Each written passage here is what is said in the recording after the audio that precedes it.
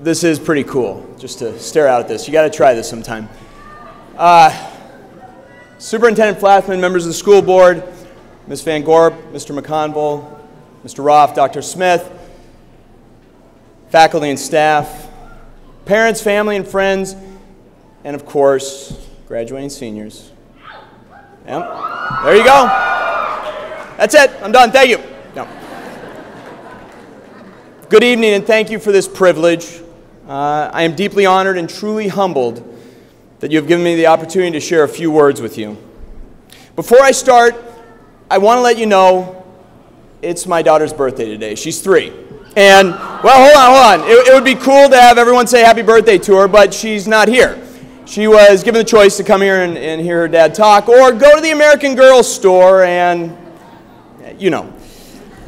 Interestingly, though, Juliet's decision underscores what I want to talk about tonight. Perception, imagination, and of course you. My initial perception about this evening is that we would come here as a family and then go out to dinner afterward. I mean, what 3-year-old wouldn't want to spend their birthday doing that? And as it turns out, my initial analysis of the situation was a little off. To be blunt, I was dead wrong. The author David Foster Wallace expressed this issue in a commencement speech in 2005. He said, "A huge percentage of the stuff that I tend to be automatically certain of is, it turns out, totally wrong and deluded."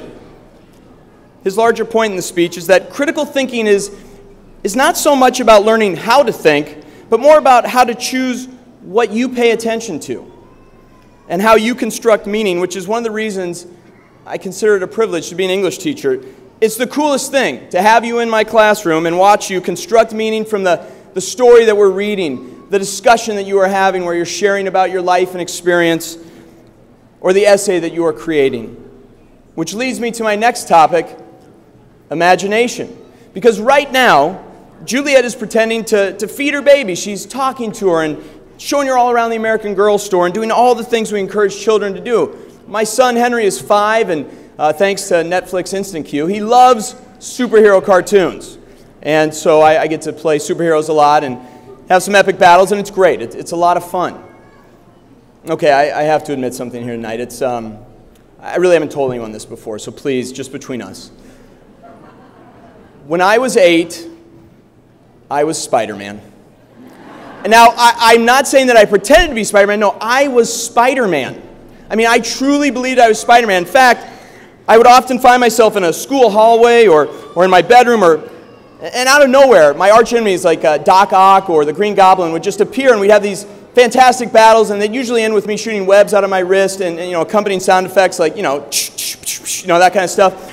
And it was awesome, and usually it would end with me saving the world from impending doom, and it was good stuff. Eventually, though, I stopped believing I was Spider-Man. Mostly because my college roommate told me to stop making sound effect noises because he was trying to go to sleep. But on my best days, I can use my imagination to help me really believe that my environment, my situation, and the people that inhabit both are not challenges or disappointments, but opportunities. I think Mark Twain put it best. You can't depend on your eyes when your imagination is out of focus. Okay, enough about me. Let's talk about you, the class of 2012. Not only are you a good-looking group of people, seriously, and more importantly, you're kind-hearted, you're thoughtful. I've watched you care for one another, support one another. You are a constant reminder that the future of the world is in good hands. Okay, I have to mention the yearbook, obviously, especially the theme this year, Voices, which was developed by a few of you, but by the time the book was finished, it was truly created by all of you as a collective voice. The book contains your experiences at FHS, that amazing class you loved, that supportive friendship that got you through your toughest days, the play that seemed like it came together just moments before opening curtain, the game that took everything out of you, the great club event that helped you plan, that you helped to plan, that took up all of your free time, that was an amazing time, and countless other experiences. I imagine that your initial perception about some of those experiences was off. Mine's off at least 20 times a day, if not more. The other cool thing about looking through the 2012 yearbook, and more importantly, looking at you right now, is witnessing the creative force that is you. In academics, clubs, athletics, and the arts, you've proved time and again how important it is to let your imagination run free and embrace those creative impulses you developed as a child. The great American poet Bob Dylan said in his song, Forever Young, something that really captures that sentiment, and you know what, it's my wish for all of you, not just the class of 2012, but all of us. May your heart always be joyful. May your song always be sung. May you stay forever young. Because finding your voice is perhaps the greatest challenge that any of us face, and it takes a lifetime to develop, which means you really never graduate from finding out who you are. And one of the best revelations that I've had on my journey is that the finding, the pretending, the imagining, well, that's when work and life become joyful. Because in order to create your voice, you're going to need those different voices that perceive things in a unique way and challenge your initial assessment of a situation and push you to imagine a world that you want to add your voice to in order to make it a better place. And you know what? We need your voice. So I want to give you just one piece of direct advice. And it's something that I try to apply to my life. It's better to be happy than it is to be right. And I really believe that in all situations, it is really better to be happy than it is to be right. I really began to appreciate this advice once I was married. And especially after having children, I think your parents will understand what I'm talking about. But I want to be clear here, okay? There will be times when you are right, of course. But in my experience, when I hold on to that perception that I'm always right, it's exhausting.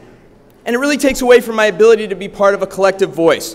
Because most days I fail miserably at that, but when I don't, that's a great day. And your experience of creating a collective voice here at FHS is something to emulate as you move forward from here. So on a night when we are celebrating your great achievement, the first step on your journey to adulthood, I want to remind you to stay young. And also thank you for reminding me about the vital importance of staying forever young. Because one of the initial perceptions that I got totally wrong was my belief that I was the one who was doing the teaching, because in reality it is you who have taught me. Thank you for listening to me talk one more time. And from the bottom of my heart, I wish you the best. Congratulations, class of 2012. I can only imagine where you'll go from here. Thank you.